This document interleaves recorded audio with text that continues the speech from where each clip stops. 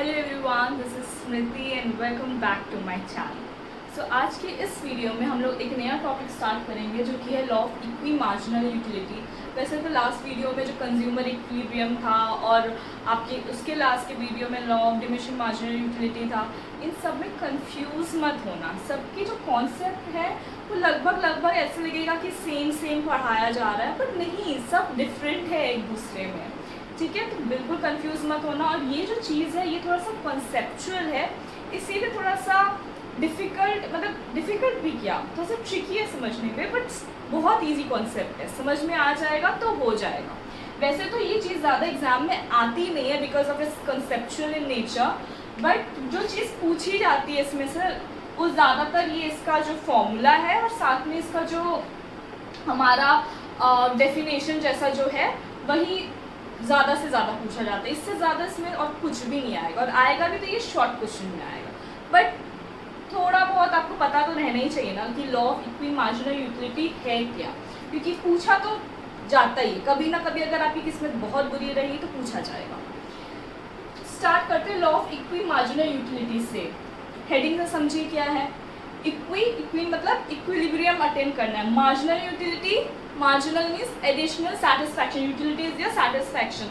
तो कंज्यूमर्स कैसे अपना इक्विलिब्रियम अटेन कर सकेगा, इसमें असल में देखा जाए तो मार्केट में लार्ज नंबर ऑफ गुड्स हैं और कंज्यूमर्स जो है बहुत सारे प्रोडक्ट्स कंज्यूम करते हैं, वो सिर्फ एक प्रोडक्ट कंज्यूम नहीं करेगा। अब इतने सारे प्रोडक्ट्स हैं और साथ में आपके कंज्यूमर का जो इनकम है वो लिमिटेड है, बजट कंस्ट्रेंट है, तो इन सब में अब कंज्यूमर को कैसे इक्विलिब्रियम मिलेगा, बस यही चीज़ देखनी है।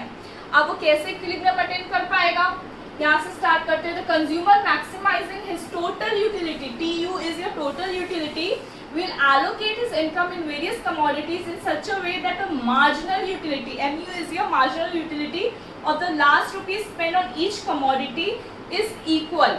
क्या मतलब हुआ इसका? Consumer maximising his total utility, consumer अपने टोटल यूटिलिटी को कैसे मैक्सिमाइज करेगा?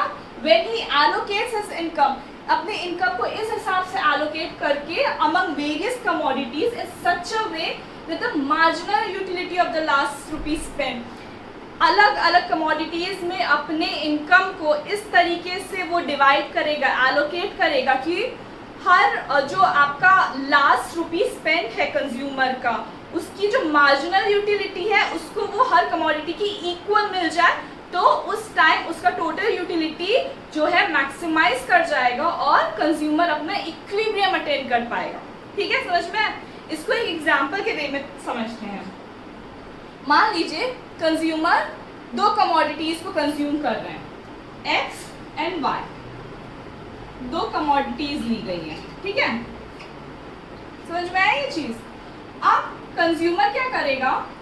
कंज्यूमर ने इसमें भी स्पेंड किया और Y में भी स्पेंड किया, लेकिन उसको सबसे ज्यादा जो यूटिलिटी मिल रही है X की मिल रही है। X कमोडिटी की यूटिलिटी उसको 5 यूनिट की मिल रही है, यूटिल्स की मिल रही है, मान लीजिए 5 यूनिट की मिल रही है, और Y की जो मार्जिनल यूटिलिटी है, एक्स्ट्रा बेनिफिट है, उसको वो 3 यूनिट की मिल रही है, 3 यूनिट्स की।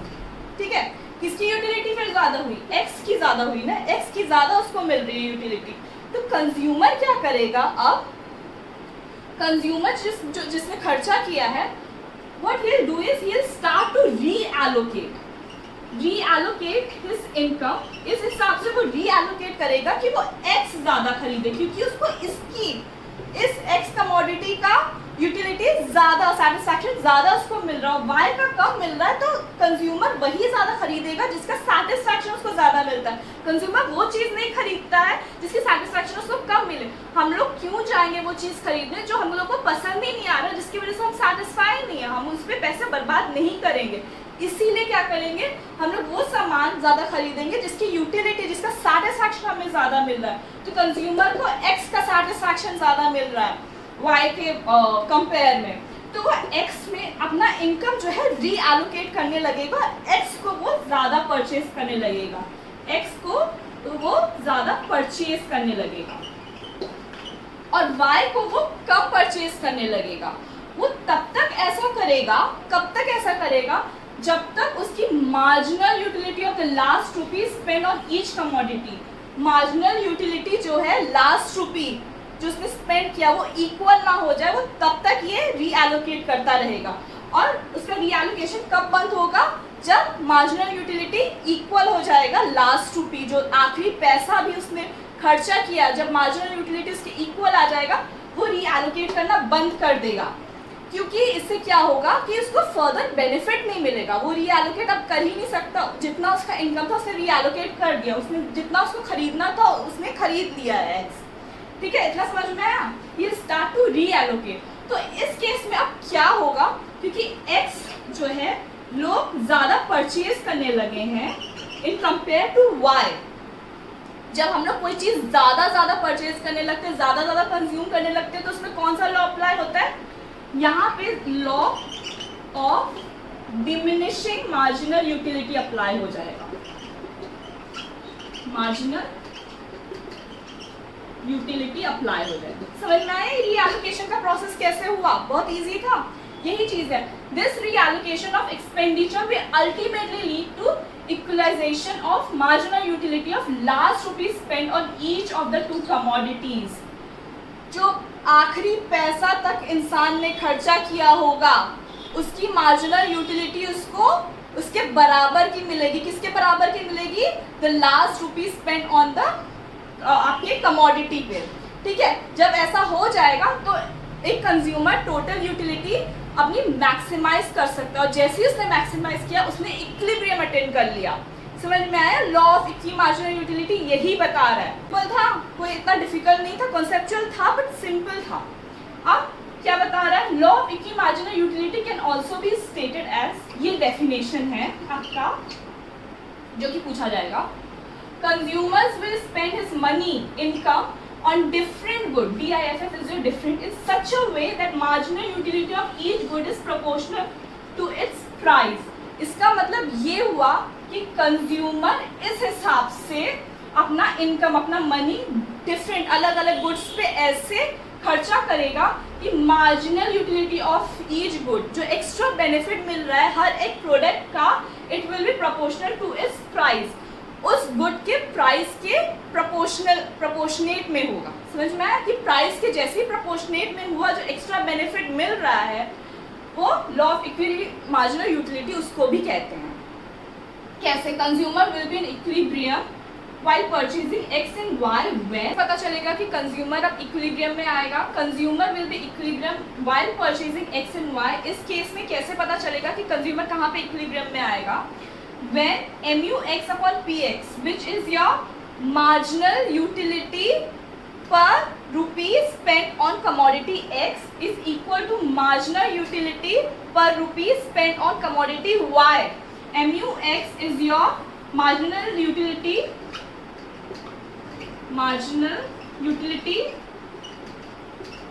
of commodity X, and PX is your price of commodity X. MUY is your marginal utility of commodity Y, PY is your price of commodity Y.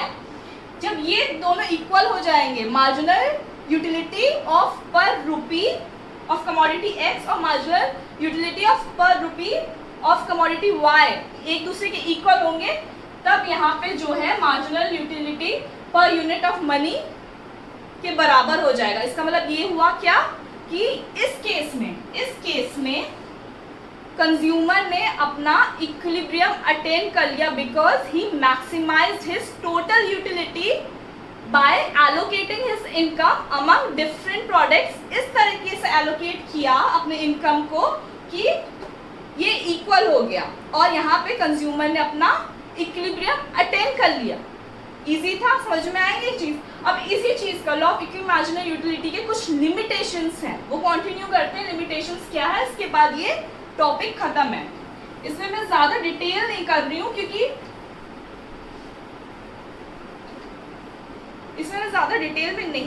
क्योंकि इतना इम्पोर्टेंट नहीं है ये। वैसे तो इम्पोर्टेंट है, क्योंकि क्या आएगा इसमें से डेफिनेशन और ज़्यादा से ज़्यादा ये आपकी इसका फॉर्मूला आएगा इक्वी मार्जिनल यूटिलिटी का। तो ये दोनों चीज़ तो आपको समझ में आ गया। इसका लिमिटेशन भी पूछा गया है, तो लिमिटेशन करके फिर हम लोग ये खत्म करते हैं। कंटिन्यू करते हैं हम लोग लिमिटेशंस के साथ। इस थ्योरी के क्या क्या लिमिटेशंस हैं? सिर्फ 4 लिमिटेशंस हैं एंड इजी लिमिटेशंस हैं। पहला लिमिटेशन ये है कि it is difficult for the consumers to know the marginal utility of different commodities. जो अलग अलग कमोडिटीज़ वो परचेज करता है, it becomes difficult for consumers कि उनको उसकी मार्जिनल यूटिलिटी, एक्स्ट्रा बेनिफिट जो उनको मिल रहे हैं वो पता चले। क्यों ये डिफिकल्टी होती है? बिकॉज जो मार्जिनल यूटिलिटी है, यूटिलिटी जो है इट इज़ नॉट मेजरेबल, हम लोग मेजर नहीं कर सकते, इसीलिए कंज्यूमर्स को मार्जिनल यूटिलिटी पता ही नहीं चलता कि इस कमोडिटी का कितना मिल रहा है। Second one is your consumers in many cases are governed by habits and customs rather than their income or budget।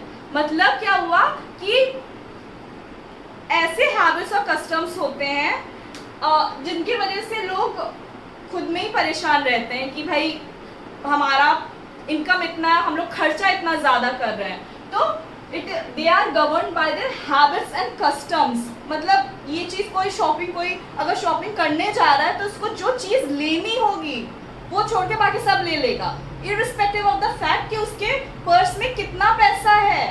तो that's why they are govern by their habits rather than their budget। Third is many consumers are ignorant about their equilibrium position। जो consumers हैं, बहुत सारे consumers ऐसे हैं जिनको पता नहीं चलता कि उनको क्या पसंद है। उनको समझ नहीं आता कि ये जो प्रोडक्ट मैंने कंज्यूम किया, क्या इसने मुझे उतने लेवल की सेटिस्फैक्शन दिया, क्या मैं इक्विलिब्रियम लेवल तक पहुंच पाया। तो कंज्यूमर खुद में कंफ्यूज रहता है कि क्या इसको मैं दोबारा लूँ या ना लूँ। समझ में? यही चीज़ है। Fourth and the last point is, in case of expensive commodities, it is not possible to equate marginal utility of money spent on them। In case of luxury products, और आप इतना ज़्यादा पैसा खर्चा करें ये देखने के लिए क्या मुझे इतने का फ़ायदा मिला है कि नहीं, इट्स अब्सर्ड थिंग।